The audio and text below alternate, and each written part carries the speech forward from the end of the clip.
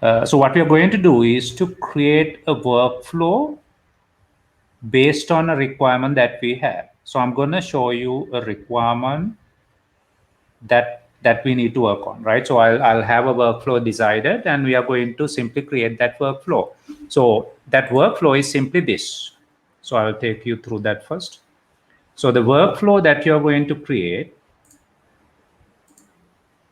is this one. So it's a simple, very simple task workflow where you have multiple stages, right? In Jira, there are three primary statuses that will be assigned to any given workflow status, right? Now, in your workflow, there are a few components that you need to understand. Number one is the status. So now workflow is a set of activities that you do in order to complete a given task. In this case, right, so this is the task workflow that is meant for managing tasks, any administrative task or management task. So in managing that, there are multiple stages that you have to go through. These stages are represented by the task, also task statuses. So what you see here are several statuses, right? Then you have transitions. Transition is basically changing one status from the current state to another state. Example, as you create, now what this means is, right, as you create a task in this workflow, the task is automatically assigned to the task backlog. It will be added to the task backlog. That's a transition. So there is a transition that happens by default, right? It's called create transition. So as you create a particular issue, a task in this workflow, the issue is created and assigned with the task backlog workflow. From there, right, when it's in the backlog, right, it is with the status of task backlog. Now you can move it to the next one of the possible statuses. So there are two possible statuses. One, you can move it to prioritized status, or you can straight away close that. Why I have given this transition, right, ability to close, is simply sometimes you create redundant tasks and you don't want that to be in the backlog. So I need to enable that. So if you don't have it later, you can add it, but it's better to finalize your workflow properly, paying enough attention, ensuring that all the scenarios are being tackled, right? So before you implement a workflow, you need to finalize this particular sketch workflow. From prioritization, there is another transition to refine. That means, I prioritize something, then I want the person who works on it to refine it, optimize or the groom the task, adding all the necessary details. So before starting the work, we are suggesting that, hey, better you refine your task prior starting, right? If you don't want that thing, you can straight away say from prioritized, you can straight away start the work. But in this case, we have decided not to do so. Then in progress, in review, done, and reopen. Okay, so few basics that you need to understand, right? Now, the first thing is, what is a workflow? So we already discussed that, right? A Jira workflow is a set of statuses and transitions that an issue moves through during its life cycle, and typically represent a process within your organization. So what a workflow represents is a process within your organization. Example, development workflow. Your development team follows that process that is represented through your Jira workflow, right? Another example, your marketing team, they have a marketing workflow, right? How the team works is they have a standard agreed process that they day in day out refer to. So if you want to create a Jira workflow, then you just have to study that process, represent that in set of statuses and transitions. It's simply allowing them to do what they're supposed to do, right? But the thing is this: now, just because you have something in place, it doesn't mean you should implement the same thing in Jira. Now, my suggestion is, I mean, you can do that, right? But the problem there is, if your process is not the most optimum process, implementing the same process in Jira will not allow you to be a high performing team, because you already have the same flaws, same problems that you have in your manual process. What you need to do before you implement a workflow is ensure that your process is optimized. This is where the lean mindset comes in. Lean mindset says, let's cut down the fat, make the process lean. The term lean means simply let's get rid of the fat, right? It's just should be the one that is required. Nothing else, no additional steps involved. So if you can optimize the process first place before you implement it, that is the ideal case, right? If not, start with what you have, but pay attention to optimize that process on your way. That is also possible, right? So this takes a little longer, but that is also workable. So in most of the cases, right, so when I work with the companies, I work with the leadership team to revise the workflow quite often. So for some time it works, right? But we start looking into the optimization of it, and then we see that certain steps can be avoided, certain steps need to be added to refine it. So you got to do that, right? The next thing it says is workflows can be associated with a particular project and optionally specific issue type by using a workflow scheme. Now in Jira, the beautiful thing is you can have multiple workflows for multiple type of issues. Example, production bugs can have a separate workflow, whereas the stories, the technical improvements, change requests can follow a different workflow, right? Defects can have another workflow, subtasks can follow another workflow, initiatives can follow another workflow. Why this is really important is that whenever you customize your process, right, Jira should allow you to adapt your workflow the way you want. So this is pretty much doable easily, right? The next thing is this. Now if you want to create a workflow, there are 4 options given to you in Jira. Number 1 is use an inbuilt workflow from Jira. So Jira will provide you inbuilt workflows, good enough, right? They have looked into the generic scenarios and given you the workflows. They are pretty much good to use, right? There are a lot of teams. I know there are a lot of teams who just use the simplified software workflows provided by Atlassian itself. That is perfectly all right, right? If it serves your purpose. If it doesn't, then you can edit the inbuilt workflows. So it will not allow you to edit the system workflows, right? There are a few system workflows given, they will not allow you to edit them. But you can copy that, make a copy, customize that, save it as a customized workflow for you, and you can name it company development workflow, XYZ company workflow, right? Whatever the name can be given, and also any steps, transitions can be modified. That's the second way. The third way is creating your own workflows from the scratch. So you don't refer to anything, you start from the scratch. That's what I'm going to do, right? So if you want to, change one of the existing ones, I will also show you how do you do that. The fourth option is to buy from Atlassian Marketplace. I have never done in my career. I haven't seen any companies who are doing that, because these are kind of expensive. Not really necessary for you to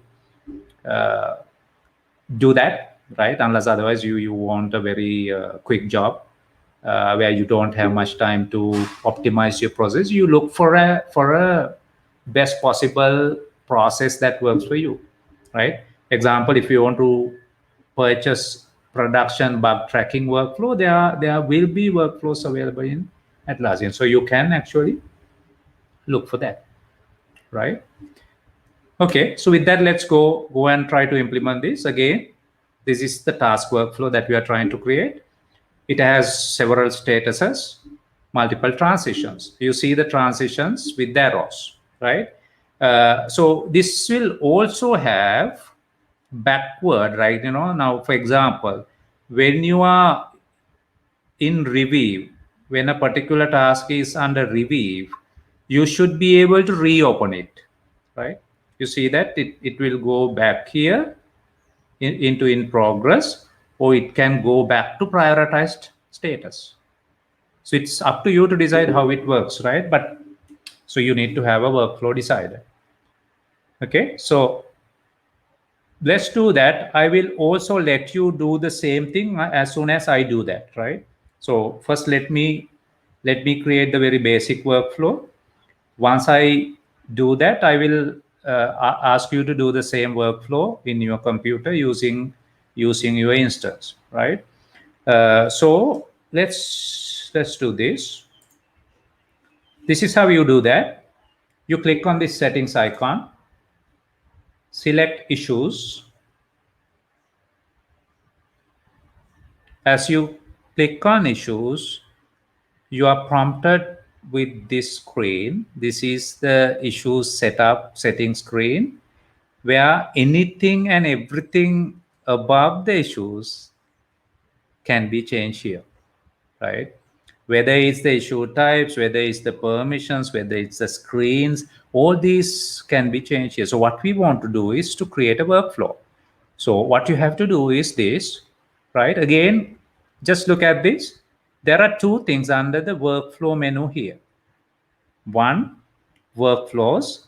Second, workflow schemes, right? I'm going to teach you both at the same time. The first thing that I'm going to teach you is creating a workflow scheme. What a workflow scheme is nothing but a grouping of a set of workflows. It's a just set of workflows. That's it, right? So this is a way where you can actually structure your Jira setup properly. Example, if you want to create workflows for all the departments in your organization, one sensible structure that you can implement in Jira is creating a workflow scheme per department. Now, in this case, I don't have that strategy. I'm just going to create one scheme and name it. So I'm going to say learning app workflow scheme. Ensure that you properly name it, because otherwise you can easily get confused whether it's a workflow, it's a scheme, right? So this is just a grouping, right? This is to group a set of workflows that you create. So I'm gonna give a description here, right? Same thing probably. This is only used for learning applications, learning app, yeah, edit.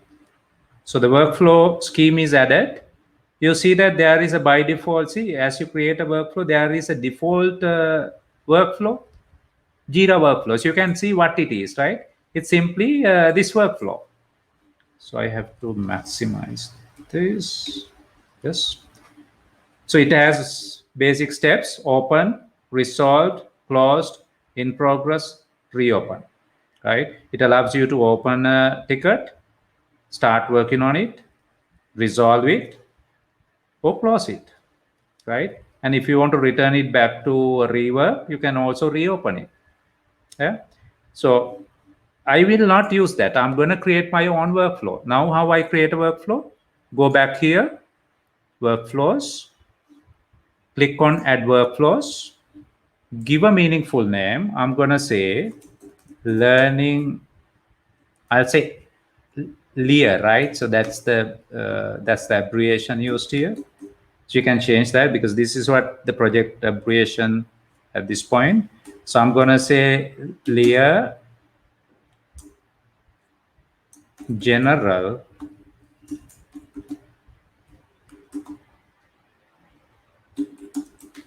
task workflow.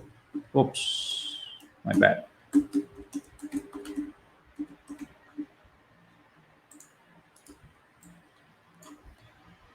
And I'm going to give you a description. This is to handle general tasks. Okay. Done. Correct. Now I go to the workflow schemes. What was the workflow scheme we created? We created a workflow.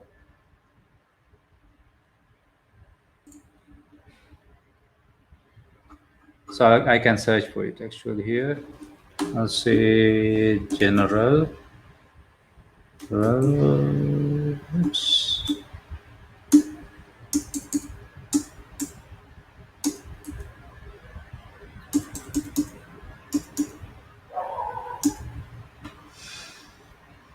These are the workflows actually. So it's my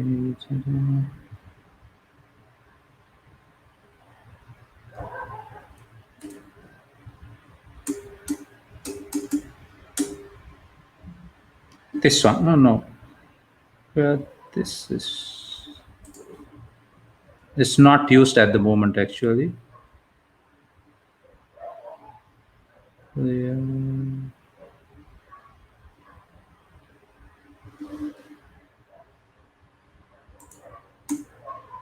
So it said learning. Learning. No, I think it's a learning. I think it's a I said learning. learning app. Ne?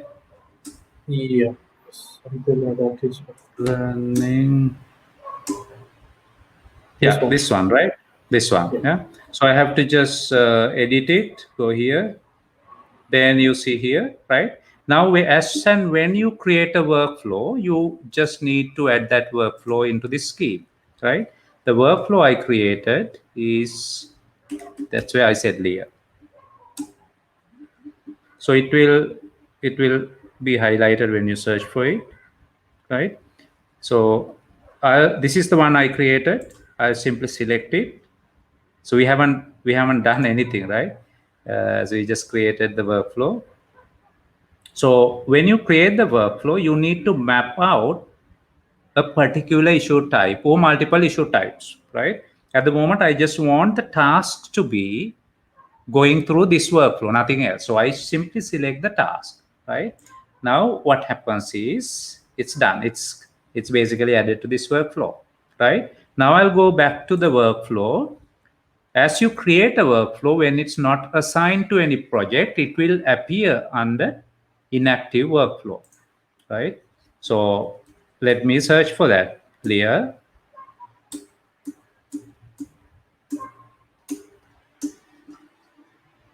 Inactive, sorry. So it should be here. Okay, this one, right? There, general task workflow. Now I'm going to edit it. I'm going to make it the way I want, right? So as you create a new workflow, you always get this, right? So this is just to ensure that you have at least a way of creating an issue. Even if you don't define it, when you create an issue, it will always have a status attached to that. Nothing else, right? So you can't do anything else, but it will be open. So this just to ensure that, even if someone without knowing create a workflow, there's something where you don't get lost. You have issues where this particular status is assigned. So I don't really want to use this, so I'm going to use the workflow that I just mentioned. I remember it, so let me create it, right? The first thing that I do is create a status. So when you're creating a status, remember there are system Jira default or existing statuses that you can already use, right? Because if you look at this, right, the first thing is task backlog. So let's try, if you say task, it will, if it's something existing, you will get the list here. So this doesn't seem to be there, right? So I'm going to say task backlog. This is a new state. So select this. As you select it, it will be accepted, right? If this is not a valid name, it will be indicated as well. So this is a new status that we are going to create. So as you are creating, there's a checkbox. Allow all statuses to transition to this one. Now this is to allow the users to transition from other statuses to this. If you check this, that means user, now if you are in the closing state or in progress state or any of other statuses, you are able to transfer that back to backlog. So this is sometimes useful, but in this case I don't want that kind of relaxed governance, right? So I'm gonna say, hey, no, I don't want this, just create the status for me, right? As you create it, you need to define that status. So remember, I told you any status that you create in your workflow will be one of these three categories. In Jira, there are just three major categories of statuses: to do, in progress, done. Remember, in Agile, we talk about this, right? We say anything that is not completely done is not done. That is in progress. That is work in progress, right? Anything that you haven't started doing is a to do. Anything completely done is done. So this is basically that, right? Whether you are coding, whether you are reviewing the code, whether you are testing, doesn't matter. It's not done yet. So it's in progress. So whenever you create a task, you need to attach one of these status categories into that. So this is a to do, not yet the work is started. So I'm going to select that, give a description, right? I'm going to say description and then create. Done. Now I don't want this, right? This will be highlighted in red because no connection, right? It's just isolated thing. You can't do anything with this. So what I'm going to do is so if you try to delete this, it will not allow you to delete. Let me try. See, it's read only because this is the only transition that is available. It will not allow you to delete this trait. What you have to do is take this transition, transfer that transition to this. It needs the confirmation. You can either go ahead or cancel it. So if you say save, it is confirmed, right? Now I can delete this. I don't want this. One thing, don't try to change these existing ones. That will change the default status. Yeah, because this is system wide. This is a default status given in Jira. So if you change this, everything will change, right? So that's why I'm just gonna take it off the workflow. I'm gonna create my own statuses, right? First one is that. The next thing is prioritize. So I can say add status, prioritize. Okay, new status, add. That's also to do, right? Work is not yet started. So I'm gonna do the transition. So this is how you do the transition, right? You basically drag and drop. So select this, drag, keep the mouse over one of these dots and drag, right? It's just like drawing a diagram. So as you draw and drop it in the next one, next transition status, it will ask you to give a name to the transition. This is important. So this is basically a verb because it's a transition. It's an activity that you do, right? So you need to use a verb here than a noun. So I will say, let's prioritize. Yeah, you can use whatever the appropriate wording here. Let's prioritize. The next thing is refine. Yeah, I want another state called refined. New status add. We are still to do the work, right? We haven't started. So again, from here, refine the task. Yeah. Now from here, if I want to allow the, now let's say you already said something is refined. Now you need to go back, right? I can allow that transition as well. So what I do is I drag this from here, drop it into this. So this is going from refined to prioritize. That means I want not actually prioritized, right? So I'll add it to the task backlog, right?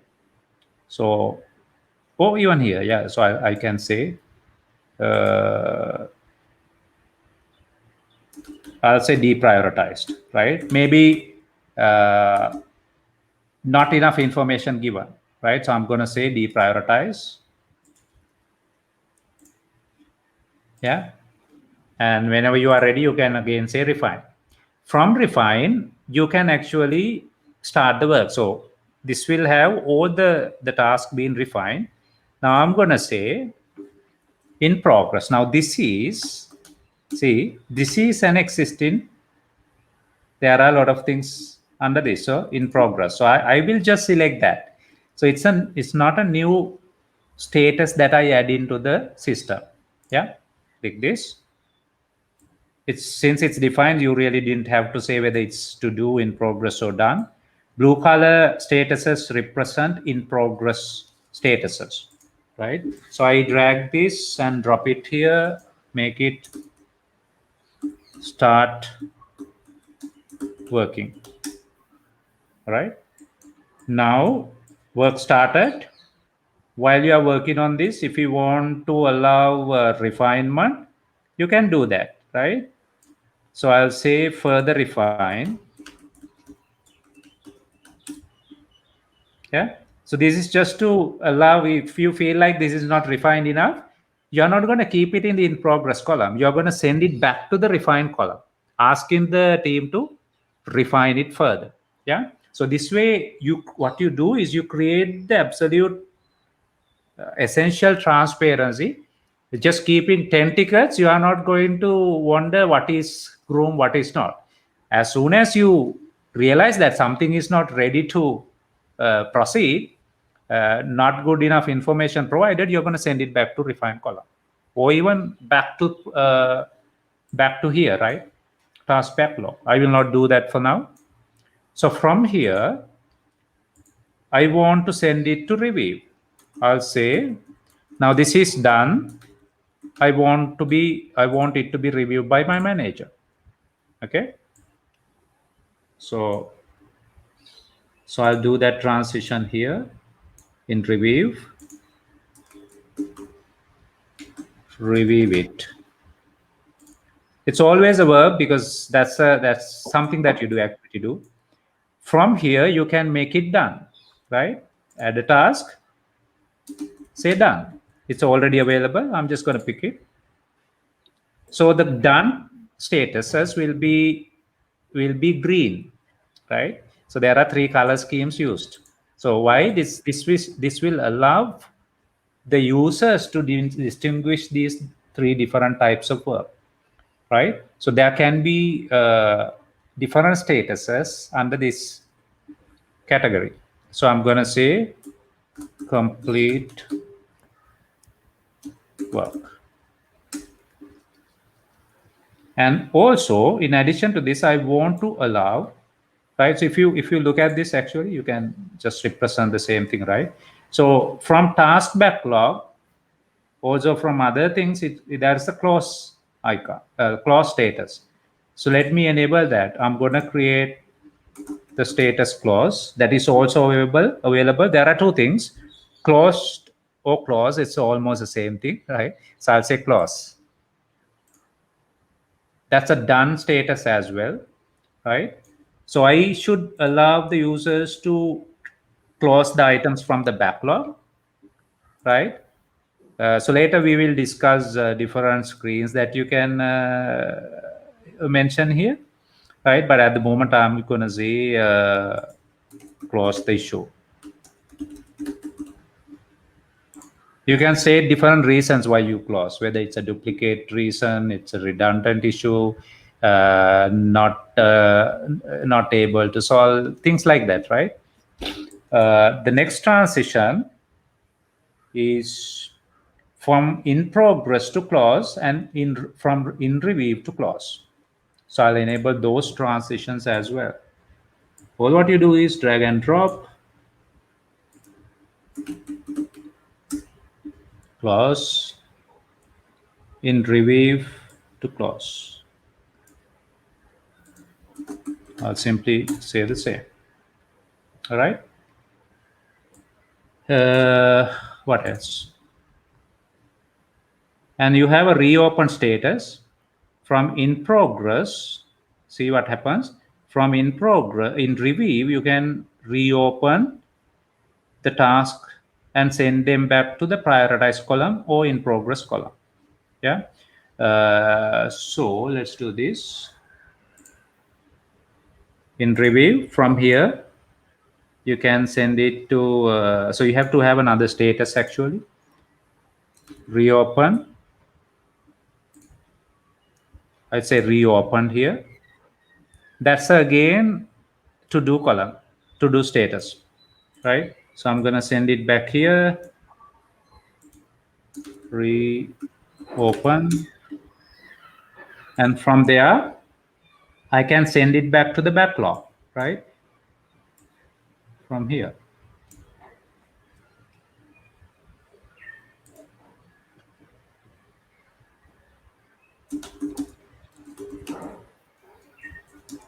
To pick up later, right?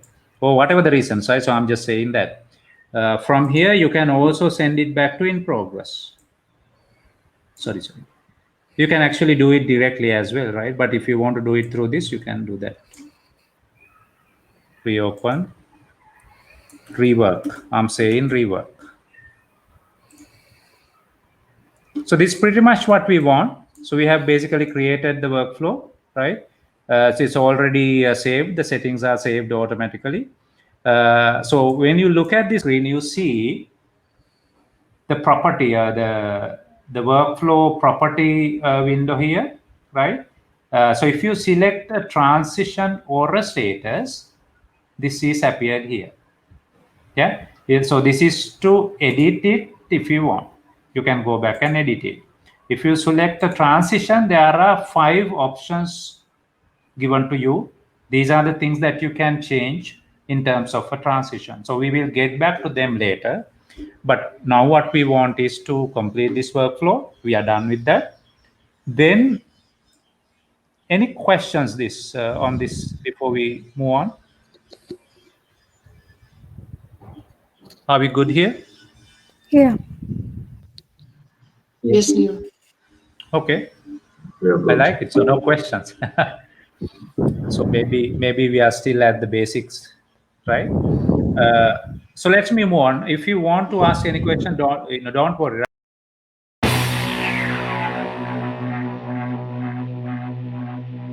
Right? So disturb me and just tell me you need to clarify something. Moving on. The next thing that we want to do is go back to the project. That's learning application. The project layer. Then you see about here, right?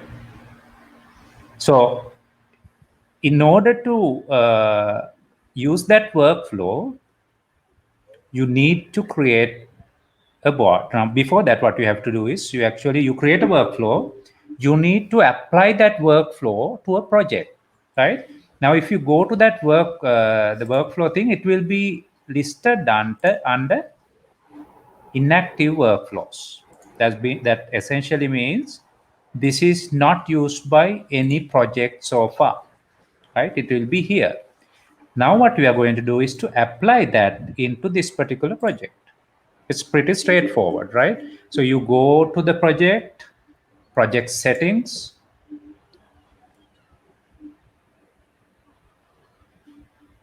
Let me do this. I'll select this. Okay. Project settings. workflows. As you go to the workflow, you will see at least one workflow attached, right? At the moment, what you see is a workflow from the default workflow scheme. What's the name of it? Lear Software Simplified Workflow Scheme. This is the default workflow given by Jira. A lot of teams may use this, right? They may did the same thing. That is perfectly all right. That's not what we are going to do. We are going to switch the workflow scheme, remember, right? Just without just changing the workflow, adding that workflow into this, I want to change the entire scheme so that whatever the workflow I create for this particular project is added to that workflow scheme. As I add that into that workflow scheme, it will be automatically available here. So I really don't have to go and add those workflows into the project. You get what I'm saying? So you can also add this workflow separately. Let me do that and show you as well, right? So I'm going to add that workflow. What was that? Layer. So you see here, this is the one. If I select this, I select task and finish. That's perfectly all right. Yeah. So I can publish it.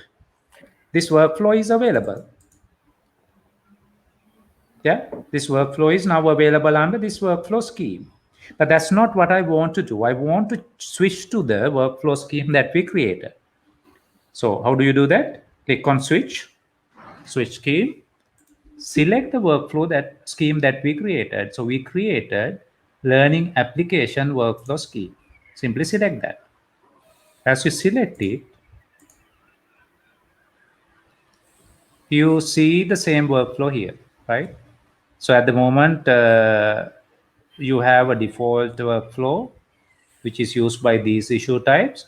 You have the workflow that we created for managing the tasks, right? This is the next step. Now, once you assign the workflow into the given project, the next thing that you have to do is go back to the board, right? The project, create a board.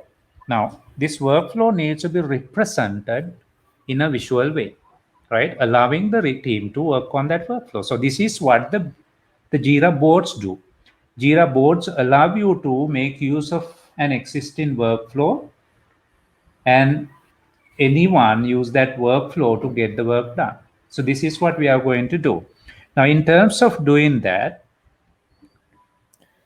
let me create a board, right? So in order to create a board, you can click on this, then you will see create board. So when you're creating a board, you can either pick a Scrum board or a Kanban board. Now I'm going to use Kanban, right? When you're creating a Kanban board, there are 3 ways to create a board. First, board created with new software project. Second, board from an existing project. Third, board from an existing saved filter. So this is if you want to create your board with a new project that we haven't created, you select that. If you want to create a board from an existing project, you can select that. So if you select this, right, when you click on next, it will ask you to select the project. Yeah. So that can be done, right? So this way, it will list down all the issue types that you have in that project. So if I say task based on, I'll say based on the project. So I'm going to create it. So select the project, select what is the project, this one. The location itself is this project. So I'll create the board. Yeah. Now when I look at the settings, you will see that, right? So you see the same workflow because there's only one workflow for the moment. It's that way, it's straightforward, right? Now you can reorganize this. Now, to do in progress done is not my workflow. I have a very refined workflow, right? So I'm going to mesh that with that. So there is a backlog. What should go to the backlog? task backlog status. So I drag and drop that status here. This says as I create a task in this board, on this board, it will go and stay in the backlog. So I'm defining a backlog. So if I don't want to define a backlog, I have to keep it here. But for the moment, I will use the backlog. So the next one is I will say prioritized. Yeah. So column added here. I'm going to say prioritized. I'm going to say refine. So I'll drag and drop it here. Use the column refine. I will say to do here, right? I'll say simply to do. What is prioritize is something to do. So I will say to do. So to do column has prioritize status as well as reopen status. The next thing is in progress. So in progress is basically this one. Then I have in review. That is in review. And done. Inside, under the column done, I will keep close as well as done status. So when you do that, actually you have the board ready. Yeah. So as you create a task, I'll say sample. I'll be creating a lot of sample tasks now on. Sample task 1 component. Now see, this is where the component is used, right? So if I want to categorize this particular task, now I don't have such component now. Let me do this first, right? So let me create a general component for managing admin tasks. So when you're doing that, it's good to use a prefix for your project. So this will allow you to differentiate different components for different projects. So I'll say layer admin task. Layer, okay, admin tasks. And the next thing is assign it. For the moment, I'll say Sajad is only one added for now. Create. Yeah, as you create, the task goes to the backlog. That's what we wanted, right? See, because we said this board has a backlog. Any issue with the status of task backlog will go into the backlog, right? Now you can just drag this and drop, or you can open it here. So this is basic, right? These things we know, right? Prioritize. As you prioritize, it goes to this column, right? So when you refresh it, it will be shown. Ideally, it should change there. Yeah. And when you go to the board, you also see that. Got it? Somebody.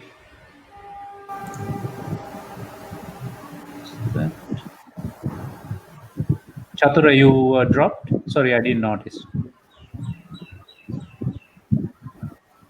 Chatura? Yeah, I'm here. I think there's something wrong with the internet. So you were just not there for a few seconds, is it?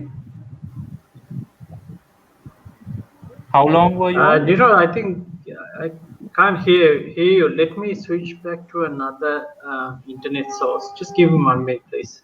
Sure. So any questions, team? Anyone has anything to clarify? We're good for the moment. Okay, thank you for the confirmation.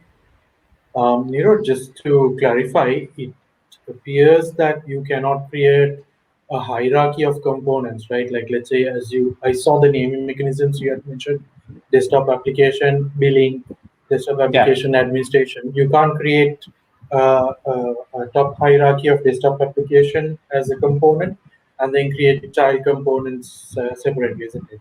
No, at the component level, no. No, at the component level, no. It's a common set of single hierarchy. Right. components. You can use it logically. right? Yeah. You have to structure your application first and then use the same structure in your components. Then you know what to Sure. pick. Yeah. Yeah, exactly. Chatura, you here? Yes, yeah, I hear. Actually, I had the same question like Sajjad had with the components.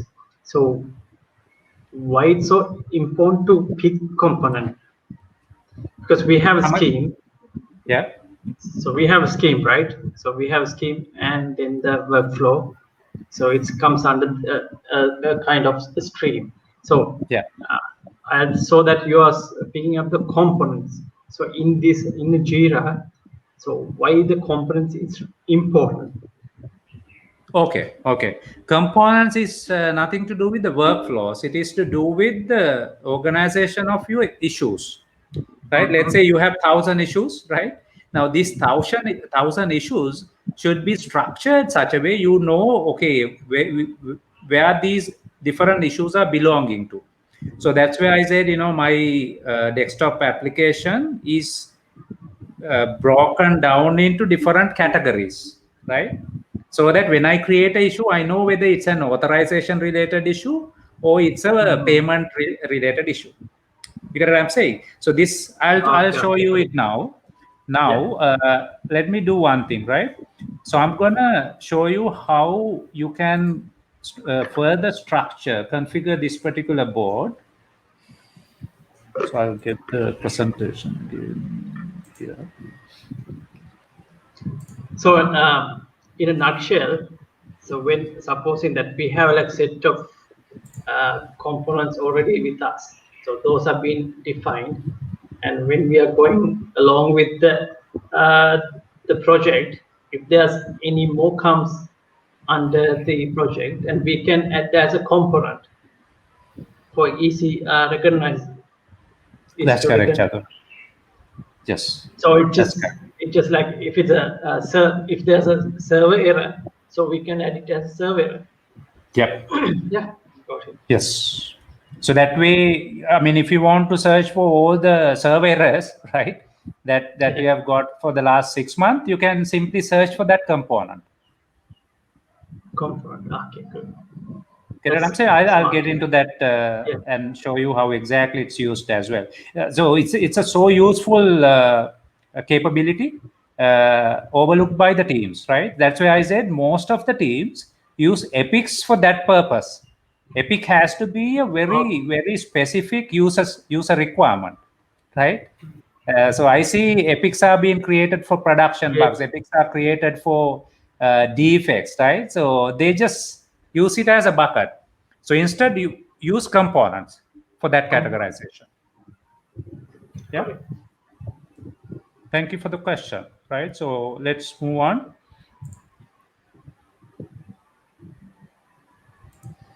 Right. The next thing that I'm going to show you is doing some tweaking into this particular board. So I'm still just talking about creating a board. I created the board using a project, existing project. I'll also show you how to create a project based on a query filter, right? But once you create a board, whatever the way, you can do the same settings that I'm going to discuss now, right? So the first thing that I want to show you is how to configure the board the way you want. So when you open the board, you see these three dots. Click on this. Go here, right? Board settings. As you open up the board settings screen, you will see multiple settings that you can change. You can change the general settings of the board, the columns of the board, swim lanes, quick filters, card colors, card layouts, working days, right? So that is to say these are the working days for my team. Now, for some regions, actually, it's not Monday to Friday, right?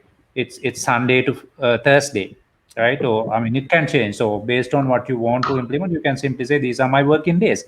How it impacts is in the reporting the way you use Jira, right? When you make it a working day, it expects you to work on the things, right?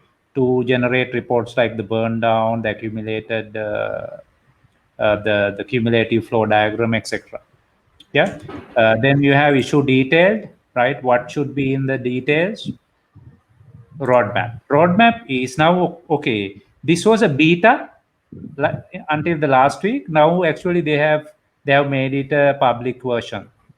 This is a really useful feature. Earlier we did not have the roadmap capability for classic projects, right? This was there for next gen but not for classic projects. Now actually you can create your own roadmap. So we will discuss them gradually, but what I wanted to show you is these options available before I go to the next topic about the board. So the board creation basically, right? So let's get back. Now we created this board. The board name is, what is the name? Leah. Yeah, this one, right? Clear, yes. Task board based on the project. Now I'm going to show you how to create a board based on a filter. So in order to create a filter, in order to search for issues or creating a filter, click on filter menu, advanced issue search. Then you will see all the tasks of all the projects by default. So I don't want that. I am just specific about the project layer, right? And in that, I want to search for the issue type task, nothing else. At the moment, this is the only thing, right? Whether you don't pick the right issue type, it will always just show this one because we have only one. But I want to specifically say just search for tasks only, not other types of issues. Done. Now I'm gonna save this as filter for layer tasks. Got it? So I'm pretty much saving that here. Yeah. Now what I'm going to do is go back to the project layer, create a board, but this time I'm going to create the board out of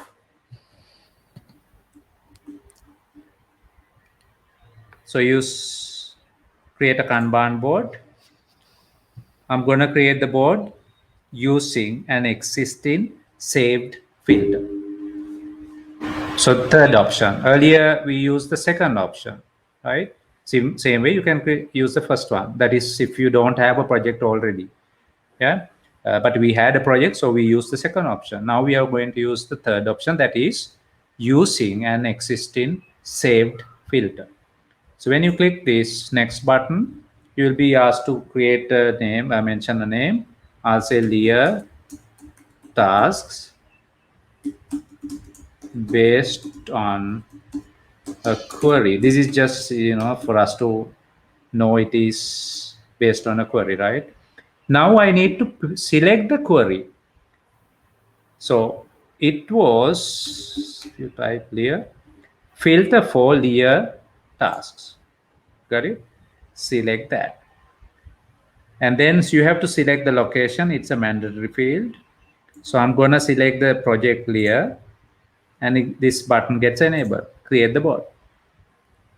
Now, one important thing that you want to note down in terms of using a filter is that when you create a filter, by default, it is a private filter. So I'll search for this filter.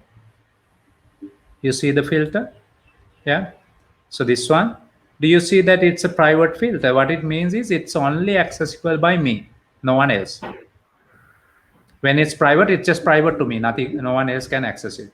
So this doesn't work, right? So if you want to make it available for the team, you can't use the private access. You have to change that. So I'll go here, change it to one of them. So I can select the project. Yeah, I can select one project. I'll say here, or I will say a group. If I want this to be used by certain people here, I can add them, right? So only at the moment, only these two groups are there, right? I can't share it with other groups. Third option is organization. This is something that works if your entire organization you need to use this particular filter. So I use that for the moment, right? Or I can even use the project because we are not going to use this from another project. So one of these, I'm not sure which project. So I'll go for the organization, edit, it's added, save the settings. You see the settings are changed here, right? Now you can go back. So we created the board based on query. Yeah, this one. This is the board. So you see the same thing. The board is not structured the way we want. We go back here, do the same settings, right? So this is the same thing we did. We go to columns and rearrange the statuses, right? So I'm not going to repeat that because we already did that. Now I'll go here, do one more thing before I ask you to try out this. Okay, so I'll go here, board settings, columns. So I just want you to understand the columns settings.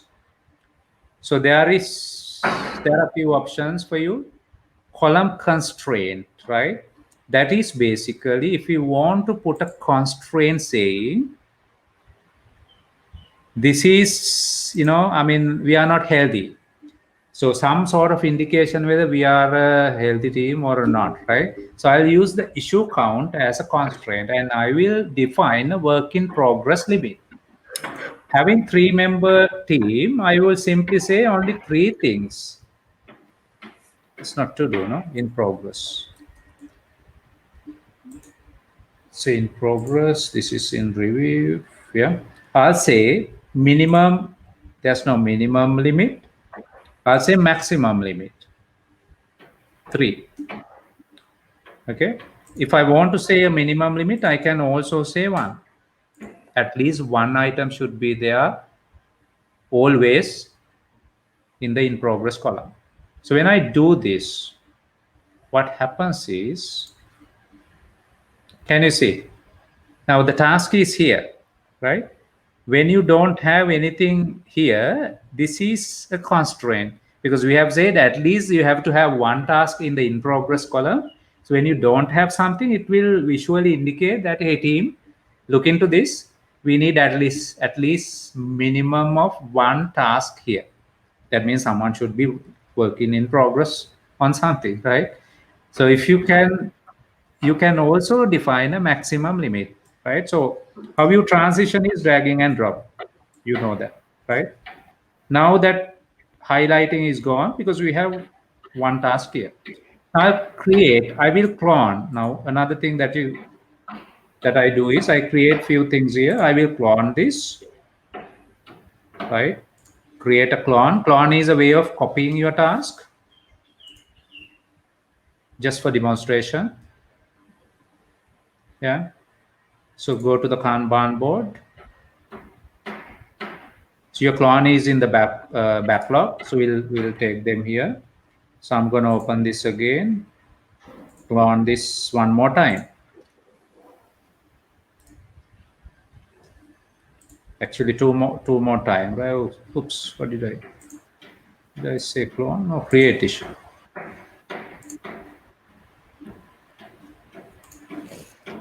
So I'll clone one more issue.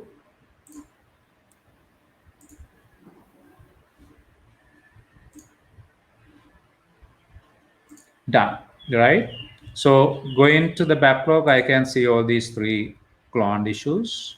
Yeah, I'm going to take them into the board, prioritize them.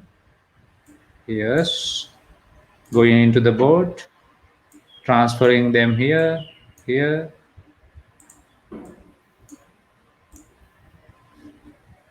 then this, refine, see it here, and here, right? That's one more, eh? This should be yes. See, as you move this here, it will be indicated in red. Now these are the tools that are overlooked by capabilities overlooked by most of the agile teams. Now this is a great visualization, and if you don't have a discipline like this, what you see in your team is that there'll be tens and 20s of tasks lagging in one column per day. Mostly, right? You have overloaded in progress column and review column, right? Because it's easy to complete your work. Developers will keep completing the work and send it to the lead. The most of the time, the reviewing is a bottleneck. There will be sometimes, most of the cases, right? Only the lead or few senior guys will review it. So if you have a 9-member team, just one guy reviewing won't work, right? So if you get 10 things inside this column, whereas you have just a 9-member team, it's not going to work, right? So ideally, your review column should have minimum number of tickets. It should be ongoing all the time. It's okay to have one or two few things, right? So recently in my current company, we put a limit around this, and we say we made it a week kind of a measure as well. We look at this as a measure weekly basis in our management meeting and see whether we are doing good as teams. So we said maximum of 3 tasks should remain in the review column, right? So we encourage everyone to pick up the things as and when they get piled up in the review column. So there can't be 10 tickets stuck in the review column. Then we are really really bad, right? So these practices have helped us to make greater progressive achievements during the sprint. So day by day we look at over the columns and see whether we have the right health, right? The moment something is bottleneck, then we need to do something. So these are some of the things that you can do as project managers and scrum masters. Also, if you are into BA and product ownership, perfectly you should be in a position to help the team with this, right? So shall we try this, everyone?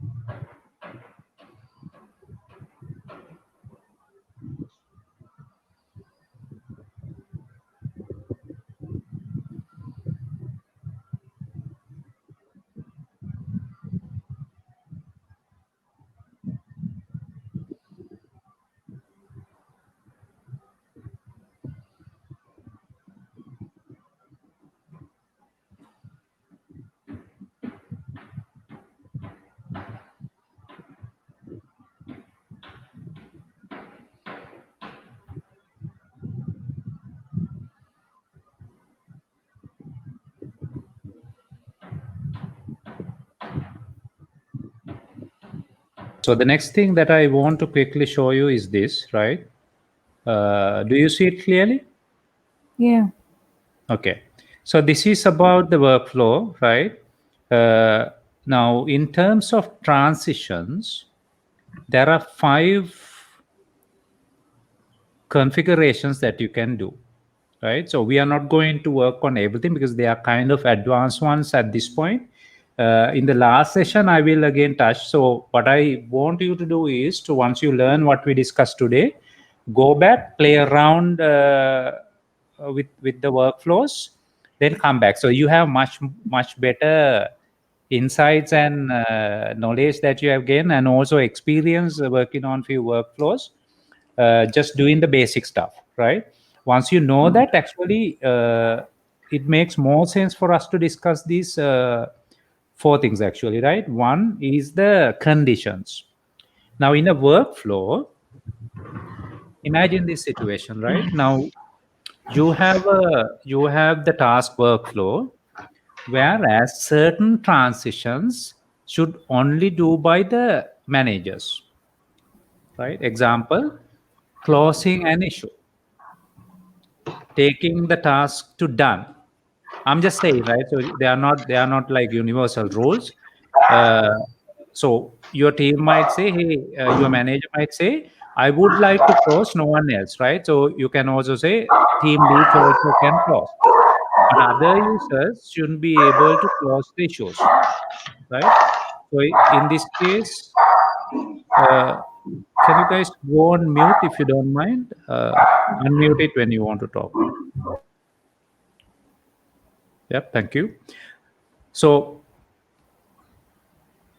condition is a way of telling only manager or the administrators should be able to do this transition, right? I mean, you can select any user for that matter, right? I'm just taking an example and saying there will be certain tasks that only managers or the administrators should be able to perform.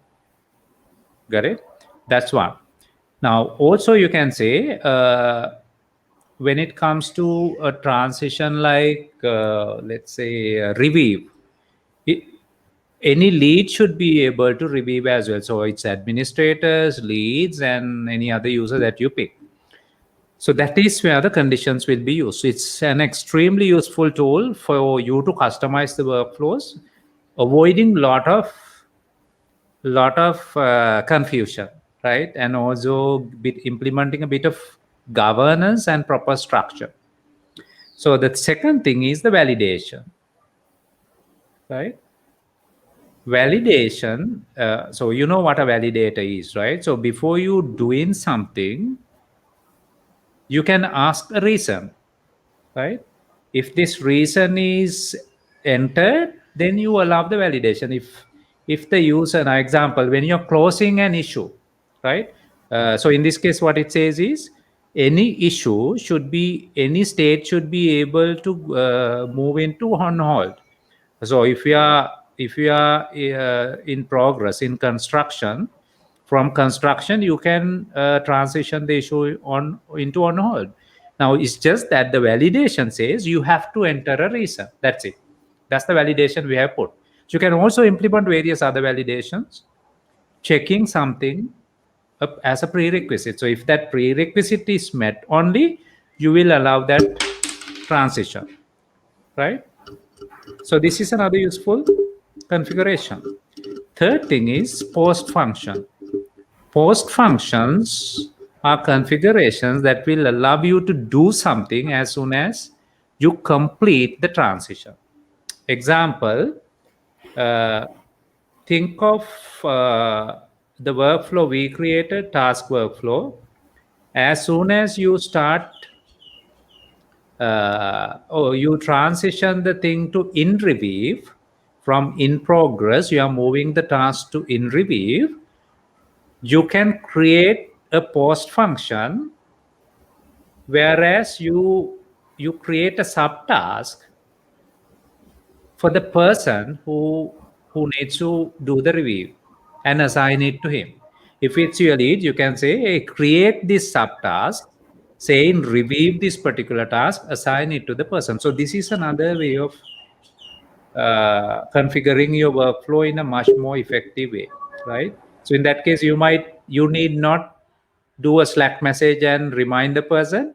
A subtask will be created automatically, assigned to the person, right? Things like that can be done.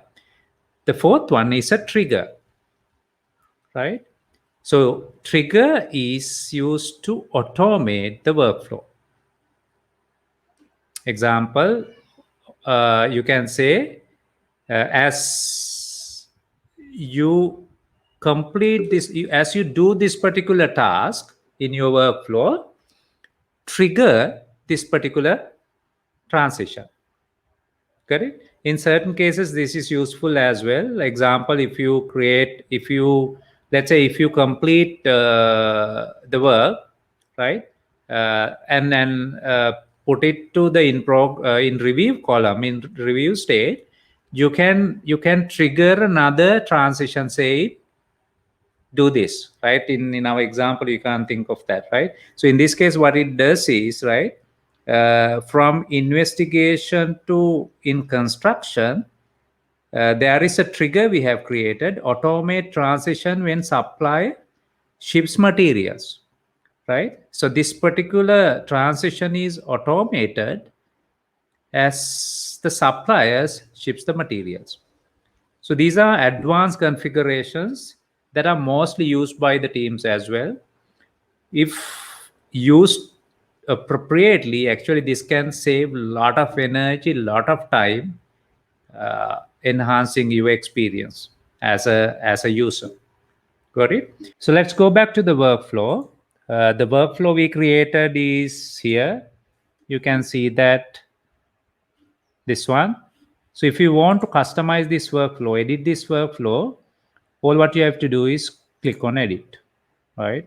Again, you have to have site administrator privileges. So this is the workflow we created.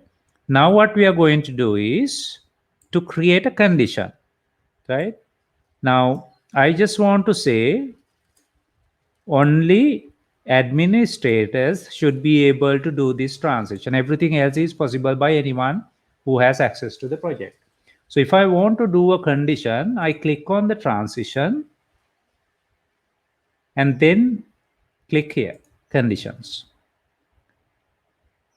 As I click this particular link, I'll be prompted to the conditions setup screen, right?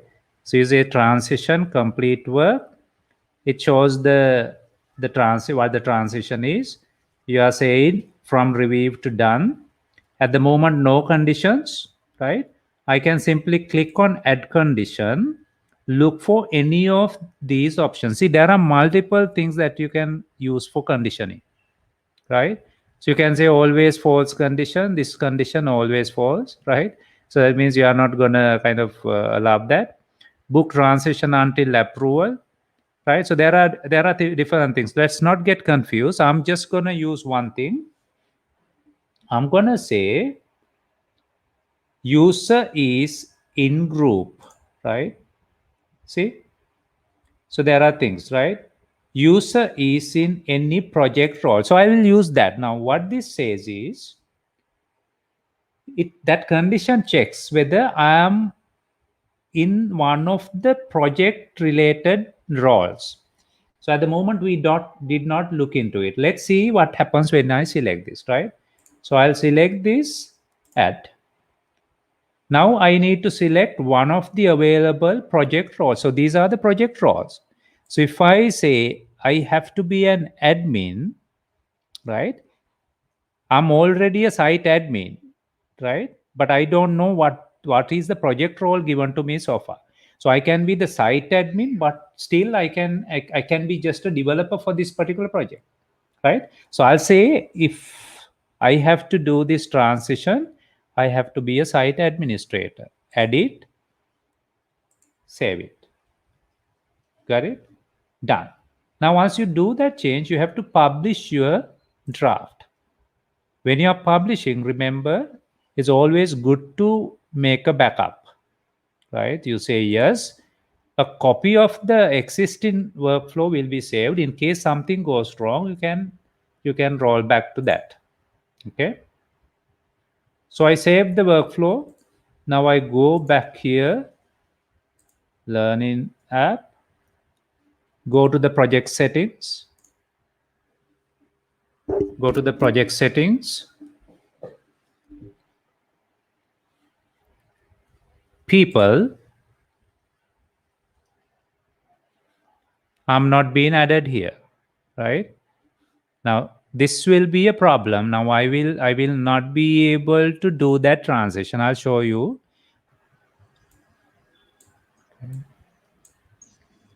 Yeah, can you see? Issue couldn't be moved. So this is due to that condition. Yeah.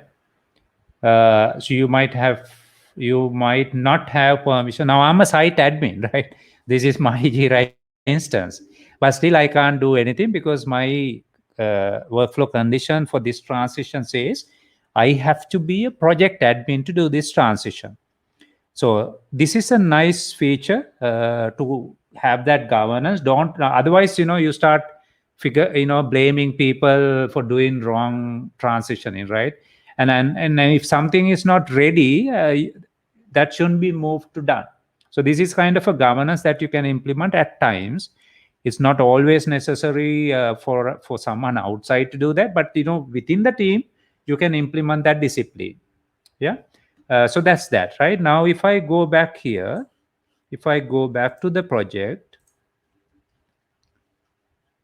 settings, people, I add myself as, so I'll add Sajad, right? So Sajad can try it while we are discussing also. I will make you a developer. You will not be able to do it as well. You have access to the project, right? But you are a developer. So in our condition, we said only administrators can do that transition. You can do every other transition, but not that one. So I'll add myself as an admin now, right? So I have to select me, administrator, add. Now I go back here. So I'll close these things. Project, refresh this, go to the Kanban. Okay, now I should be able to do that.